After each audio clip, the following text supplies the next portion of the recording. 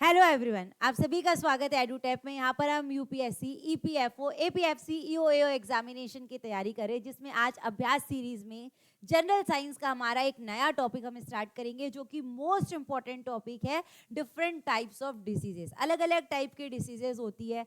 Communicable diseases होती है, infectious होती है, नॉन इन्फेक्शियस होती है, उसके बाद हेरिडिटरी डिसीजेस होती है, उसके बाद डेफिशिएंसी डिसीजेस होती है। तो ये बहुत बड़ा टॉपिक जाने वाला है। तो ये टॉपिक को हम 4 पार्ट्स में कवर करेंगे। आज हम पार्ट 1 में थोड़े बेसिक क्वेश्चंस करेंगे, फिर मीडियम लेवल के क्वेश्चन, फिर एडवांस लेवल के क्वेश्चन, लेकिन सारी डिसीजेस हमें कवर करनी है, क्योंकि इसमें से आपको 1 से 2 क्वेश्चन बनते हुए आपके एग्जाम में दिखेंगे। तो हम बढ़ते हैं सबसे पहले क्वेश्चन की तरफ कि व्हाट इज डिसीज। आखिर डिसीज क्या है? डिफरेंट टाइप्स ऑफ डिसीजेस पढ़ने के पहले हमें यह पता रहना चाहिए कि डिसीज क्या है। डिसीज एक ऐसी कंडीशन होती है जिसमें हमारी जो बॉडी है नॉर्मल फंक्शन नहीं कर पाती। नॉर्मल फंक्शन मतलब आप सुबह उठ रहे हैं, खाना बना रहे हैं, ऑफिस जा रहे हैं, जो भी आप नॉर्मल फंक्शन करते हैं वो नॉर्मल फंक्शनिंग प्रॉपर से नहीं हो पाती। आपको वीकनेस लगती है, आपको रेस्ट करने की इच्छा होती है, आपको फीवर आ जाता है। जो भी ये कंडीशन रहती है जिसमें बॉडी नॉर्मल फंक्शन नहीं कर पाती, उसे क्या कहा जाता है? डिसीज कहा जाता है। ये एक टाइप की फूड नहीं है, ये एक टाइप की एक्सरसाइज नहीं है। तो आंसर हमारा क्या हो जाएगा? ऑप्शन ए हो जाएगा। डिसीज एक ऐसी कंडीशन है जिसमें बॉडी नॉर्मल फंक्शनिंग नहीं कर पाती। ठीक है, आगे बढ़ते क्वेश्चन नंबर 2 में आते हैं। Which type of disease is not caused by pathogen? Pathogen से कौन से डिसीज नहीं होती है? तो पहले हम समझ लेते हैं कि पैथोजन क्या है और वो कैसे डिसीजेस फैलाते हैं। तो पैथोजन को हम मान लेते हैं कि हमारे माइक्रो ऑर्गेनिजम्स, जितने भी माइक्रो ऑर्गेनिजम्स है, जैसे कि बैक्टीरिया हो गया, फंगी हो गया, वायरस हो गया, प्रोटोजोआ हो गया, ये क्या करते हैं? इन्फेक्टेड पर्सन से हेल्दी पर्सन तक डिसीजेस फैलाते हैं। अब जब ये डिसीजेस ट्रांसमिट करते हैं, इनको मीडियम की जरूरत पड़ती है, एयर, वाटर, ये सारे जो है ये मीडियम की जरूरत पड़ती है। तो जब पैथोजेंस की वजह से डिसीज ट्रांसमिट हो रही है, तब उसे कम्युनिकेबल डिसीजेस कहा जाता है। इस क्वेश्चन में हमसे पूछ रहा है कि पैथोजन से कौन से डिसीज नहीं होती है, इसका मतलब हमें नॉन कम्युनिकेबल के बारे में पूछ रहा है। तो अगर मैं मलेरिया की बात करती हूँ और कॉलेरा की बात करती हूँ, तो मलेरिया होता है प्रोटोजोआ से, मलेरिया होता है प्रोटोजोआ से, यानी कि माइक्रो ऑर्गेनिज्म से होता है। मलेरिया के क्वेश्चन आगे आने वाले। मलेरिया वाला जो क्वेश्चन है बहुत ज्यादा इंपॉर्टेंट है, उसे हम समझेंगे कि कौन से मॉस्किटो से होता है, कौन सा पैरासाइट होता है, ये सारी बातें आगे देखेंगे। तो मलेरिया पैथोजन से होता है। अगर कॉलेरा की बात करते, कॉलेरा पैथोजन से होता है, बैक्टीरिया से होता है। तो ये दोनों किसके अंदर आते हैं? कम्युनिकेबल डिसीज के अंदर आते हैं। लेकिन कैंसर जो है किसी पैथोजन से नहीं होता है।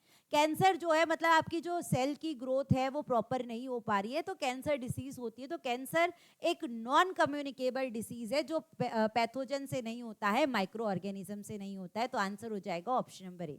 आगे बढ़ते हैं, क्वेश्चन नंबर 3 में आते हैं। Which of the following is a communicable disease? अब यहाँ पर हमें पूछ रहा है कम्युनिकेबल, यानी कि हमें पूछ रहा है कि ऐसी कौन सी डिसीज है जो माइक्रो ऑर्गेनिज्म से, पैथोजन से ट्रांसमिट हो जाती है।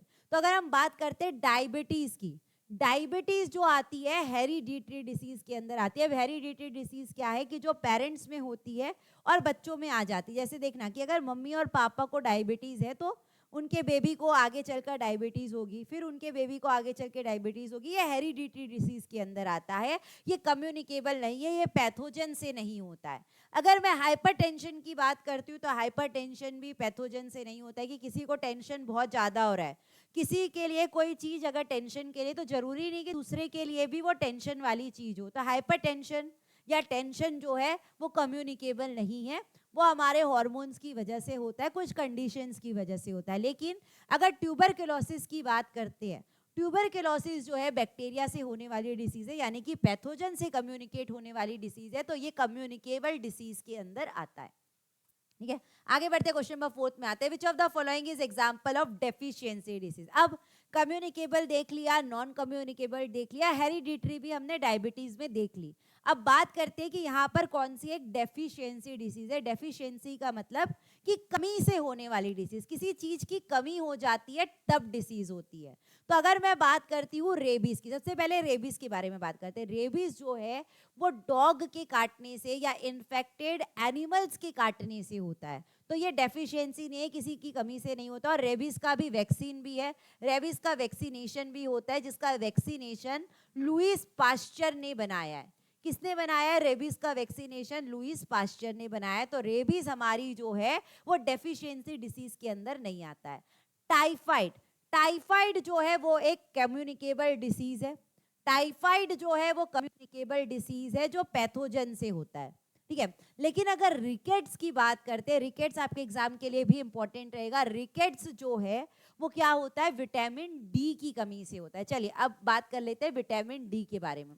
विटामिन डी के बारे में बात कर लेते हैं। विटामिन डी का केमिकल नेम, विटामिन डी का केमिकल नेम क्या है? कैल्सीफेरॉल है। विटामिन डी का केमिकल नेम क्या है? कैल्सीफेरॉल है। और विटामिन डी अगर आपके बॉडी में बराबर से नहीं है तो आपको उससे डेफिशिएंसी डिसीज हो सकती है। तो जो चिल्ड्रन में होती है, जो बच्चों में होती है, जब उनकी हड्डियां कमजोर हो जाती है, विटामिन डी क्या करता है? कैल्शियम का एब्जॉर्प्शन करता है। विटामिन डी क्या करता है? कैल्शियम को एब्जॉर्ब करता है। अगर कैल्शियम एब्जॉर्ब नहीं होता है बराबर तो टीथ जो है वो वीक हो जाते हैं, बोन्स वीक हो जाती है और उसकी वजह से विटामिन डी की डेफिशिएंसी डिसीज होती है। तो जो बच्चों में विटामिन डी से होती है डिसीज वो होती है रिकेट्स।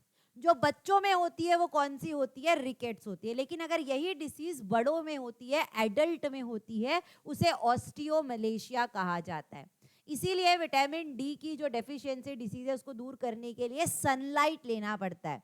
सनलाइट से ये विटामिन डी बहुत जल्दी बन जाता है, इसीलिए विटामिन डी को सनशाइन विटामिन भी कहा जाता है।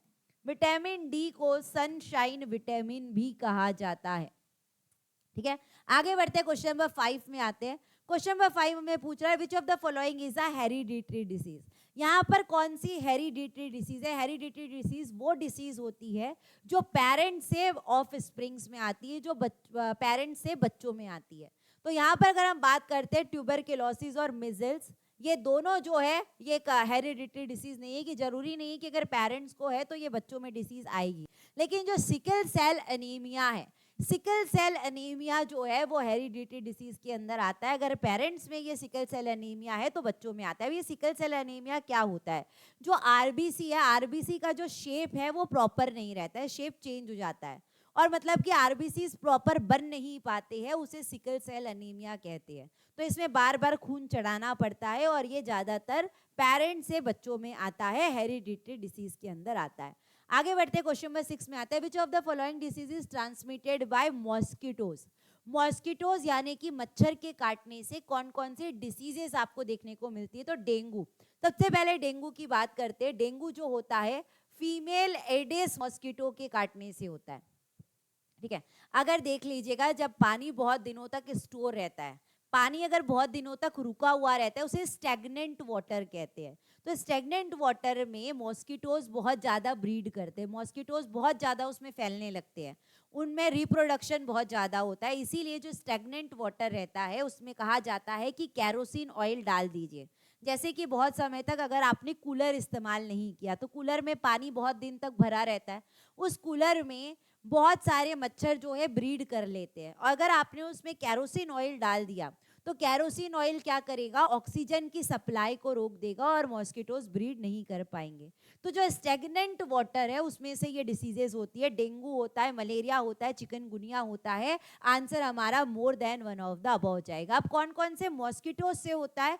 डेंगू आपको याद रखना है फीमेल एडेस मॉस्किटो से होता है। मलेरिया जो होता है फीमेल एनोफिलस मॉस्किटो से होता है, ये दोनों आपको याद रखना है। और एक और डिसीज है एलिफेंटियासिस, एलिफेंटियासिस, ये जो होता है क्यूलेक्स मॉस्किटो के काटने से होता है, क्यूलेक्स मॉस्किटो के काटने से होता है, ठीक है। तो मॉस्किटो से चिकनगुनिया भी होता है, मलेरिया भी होता है, डेंगू भी होता है, तीनों डिसीजेस मॉस्किटो से ट्रांसमिट होती है, ठीक है। आगे बढ़ते हैं, क्वेश्चन नंबर 7 में आते हैं। क्वेश्चन 7 हमें पूछ रहा है which vitamin deficiency leads to beriberi. कौन से विटामिन की डेफिशिएंसी से बेरी बेरी डिसीज होती है? और ये भी अब एक डेफिशिएंसी डिसीज के बारे में हम क्वेश्चन कर रहे हैं। तो अगर बात करते हैं विटामिन सी की, सारे विटामिन की, हर क्वेश्चन में हम थोड़े विटामिन पर क्वेश्चन करेंगे जिससे विटामिन वाला टॉपिक आपका बहुत ज़्यादा इंपॉर्टेंट भी है और बहुत ज़्यादा तैयार भी हो जाएगा। विटामिन सी की अगर बात करते हैं, विटामिन सी का जो केमिकल नेम है वो क्या है? Ascorbic acid. विटामिन सी का केमिकल नेम क्या है? एस्कॉर्बिक एसिड है और ये सिट्रस फ्रूट्स में पाया जाता है। विटामिन सी किस में पाया जाता है? सिट्रस फ्रूट्स में पाया जाता है, लेकिन मिल्क में नहीं पाया जाता। ये क्वेश्चन भी एग्जाम में बन सकता है कि मिल्क में कौन सा विटामिन नहीं होता है? मिल्क में विटामिन सी नहीं होता है।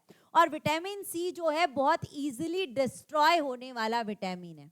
इजीली डिस्ट्रॉय होने वाला विटामिन है। इसका मतलब क्या है कि अगर आप कोई चीज को गर्म करते, आप बहुत ज़्यादा अगर सब्जियों को धो लेते, काटने के बाद सब्जियों को धोते, बहुत बार गर्म करते हैं, तो विटामिन सी जो है वो डिस्ट्रॉय हो जाता है।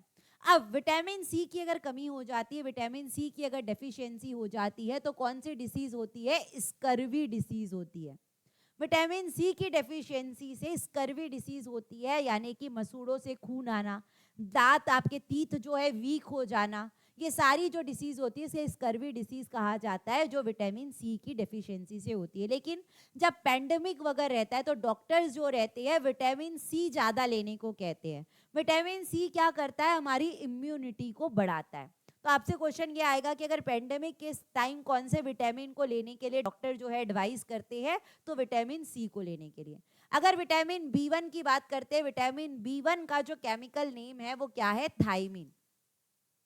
विटामिन बी का जो केमिकल नेम है वो क्या है? थायमीन। तो जब बहुत ज्यादा चावल को पॉलिश किया जाता है, राइस जो रहते हैं उसे पॉलिश कर देते हैं ताकि वो और सुंदर दिखे, वो जल्दी से बिक जाए, वो उसकी सेल्स ज़्यादा हो, तो विटामिन जो है उसमें विटामिन बी1 उसमें डिस्ट्रॉय हो जाता है जब राइस को पॉलिश किया जाता है। जब राइस को पॉलिश किया जाता है तो उसमें से जो विटामिन बी1 है वो क्या हो जाता है? डिस्ट्रॉय हो जाता है। तो अगर बार बार आप पॉलिश किया हुआ राइस खाते हैं तो आपको कौन सी डिसीज होती है? बेरी बेरी डिसीज होती है। बेरी बेरी डिसीज क्या होती है? जब मसल्स वीक हो जाते हैं, बोन्स अलग होता है, बोन्स वाला हमने विटामिन डी में पढ़ लिया, लेकिन अगर जब मसल्स वीक हो जाते हैं, आपको बहुत ज़्यादा वीकनेस लगती है, तो वो बेरी बेरी डिसीज होती है, जो कौन सी डेफिशिएंसी से होती है? विटामिन बी1 से। अगर विटामिन बी12 की बात करते हैं, विटामिन बी12 का जो केमिकल नेम है वो क्या है? कोबालामाइन। विटामिन बी12 में कोबाल्ट बहुत ज्यादा पाया जाता है और इसकी डेफिशिएंसी से अनीमिया डिसीज होती है। अनीमिया यानी कि जो आरबीसी है वो प्रॉपर नहीं बनता, हीमोग्लोबिन जो रहता है वो कम हो जाता है, वो अनीमिया डिसीज होती है। विटामिन डी का हमने देख लिया, विटामिन डी का केमिकल नाम कैल्सीफेरॉल है। कैल्सीफेरॉल और इसकी डेफिशिएंसी से रिकेट्स और ऑस्ट्रोमलेशिया होता है, बोन्स वीक हो जाते हैं। ये हमने इसके पहले वाले क्वेश्चन में देख लिया है। तो इसका आंसर हमारा क्या हो जाएगा कि बेरी बेरी जो डिसीज होती है विटामिन बी1 की डेफिशिएंसी से होती है। आगे बढ़ते हैं, क्वेश्चन नंबर 8 में आते हैं। Which of the following disease can be prevented by vaccination? यहाँ पर आपको बताना है कौन कौन से डिसीज के अब वैक्सीनेशन है, वैक्सीनेशन दिए जाते हैं। तो इम्यूनाइजेशन वीक है, एक जो है इंडिया में इम्यूनाइजेशन वीक मनाया जाता है। इम्यूनाइजेशन वीक, इम्यूनाइजेशन वीक मनाया जाता है, पूरे एक वीक का रहता है, जिसमें हम पीपल्स को अवेयर करते हैं कि वैक्सीनेशन कितनी हमारे लिए इम्पॉर्टेंट है और जो वैक्सीनेशन लेता है उसको आगे चल के डिसीजेस नहीं होती, इस बारे में लोगों को अवेयर किया जाता है ये इम्यूनाइजेशन वीक में। तो यहाँ पर आपको बताना है किन किन डिसीजेस की वैक्सीनेशन है। तो पोलियो की जो ड्रॉप्स है, आपने सुनी होगी, 2 बूंद जिंदगी की, 5 साल के बच्चों को पोलियो ड्रॉप्स दिए जाते हैं। ये ओरल वैक्सीन रहती है, ओरल वैक्सीन रहती है, पोलियो वैक्सीन इसे कहते हैं। ये जो पोलियो है ये किससे फैलता है? वायरस से फैलता है। पोलियो जो है वायरस से फैलता है, कम्युनिकेबल डिसीज के अंदर आता है। इसको ओरल दिया जाता है, इसका कोई इंजेक्शन नहीं देते, सिर्फ 2 ड्रॉप्स आपको दे दी जाती है 5 इयर्स तक के बच्चों को। मीजल्स जो है, मीजल्स की भी वैक्सीन है। हेपेटाइटिस बी, हेपेटाइटिस बी जो है उसकी भी क्या है? वैक्सीनेशन है। हेपेटाइटिस बी अगर होता है ये डायरेक्ट हमारे लीवर को अफेक्ट करता है और लीवर को अफेक्ट जो होता है ज़्यादातर अल्कोहल की वजह से होता है, उससे हेपेटाइटिस बी हो सकता है। तो तीनों की वैक्सीन है, तो आंसर हमारा क्या हो जाएगा? More than one of the above. आगे बढ़ते हैं, क्वेश्चन नंबर 9 में आते हैं। Which disease is caused due to excessive alcohol consumption affecting the liver? ठीक है, अब अगर आप बहुत ज़्यादा अल्कोहल को कंज्यूम करते हैं, डायरेक्टली लीवर अफेक्ट होता है, और जब लीवर अफेक्ट होता है उसमें कौन सी डिसीज होती है? किरहोसिस। पूरी तरीके से लीवर या तो डैमेज हो जाता है, कोई उसके लिए कोई सर्जरी नहीं करा सकते, कोई उसका ऑपरेशन नहीं करा सकते, लीवर पूरी तरीके से डैमेज हो जाता है। इसीलिए अल्कोहल कंजप्शन आपको जो रहना चाहिए बहुत कम रहना चाहिए, होना ही नहीं चाहिए। तो अल्कोहल की वजह से डायरेक्ट लीवर पर असर पड़ता है, और जब लीवर पर असर पड़ता है उस डिसीज को केरोसिस कहते हैं। ठीक है, आगे बढ़ते हैं। आगे बढ़ते हैं, लास्ट क्वेश्चन है question number 10। Which mosquito is responsible for spreading malaria. ये आप कह सकते हैं कि ये आपके रिवीजन का क्वेश्चन है, क्योंकि एक क्वेश्चन में मैंने आपको बताया था कि मलेरिया जो होता है कौन से मॉस्किटो के काटने से होता है, फीमेल एनोफिलस मॉस्किटो के काटने से होता है। आप कुछ बातें आपको याद रखना है, कुछ बातें आपको यहाँ पर याद रखना है कि ये जो एडेस मॉस्किटो है इसके काटने से डेंगू डिसीज होती है, और क्यूलेक्स मॉस्किटो से आपका होता है एलिफेंटियासिस, यानी कि हाथी की तरह पैर हो जाते हैं। अब जो बात याद रखनी है, ये याद नहीं रखना है, ये तो मैंने बताया था, याद आपको ये रखना है कि जब आपको मलेरिया डिसीज होती है, आपको फीमेल एनोफिलस मॉस्किटो ने काट लिया, आपको मलेरिया डिसीज हो गई, तो आपको सिम्टम्स क्या दिखाई देंगे? आपको बहुत फीवर आएगा, आपको एकदम कपकपी लगेगी, हेडेक होगा, चक्कर आएगा, ये सारी सिम्टम्स आपको होगी। तो जब आप डॉक्टर के पास जाएंगे, डॉक्टर आपको ब्लड टेस्ट कहेगा। जब ब्लड टेस्ट होगा तो ब्लड में क्या चेक किया जाएगा कि आपको मलेरिया डिसीज हुई है? तो ये क्वेश्चन भी आपके लिए इंपॉर्टेंट है। तो मलेरिया डिसीज के लिए एक पैरासाइट चेक किया जाता है जिसे क्या कहते हैं? प्लाज्मोडियम। अगर आपके खून में प्लाज्मोडियम पाया गया, जब ब्लड टेस्ट किया गया, अगर आपके खून में एनोफिलस मॉस्किटो को नहीं चेक करेंगे, मच्छर को थोड़ी ना चेक करेंगे, खून में हम क्या चेक करेंगे? प्लाज्मोडियम चेक करेंगे।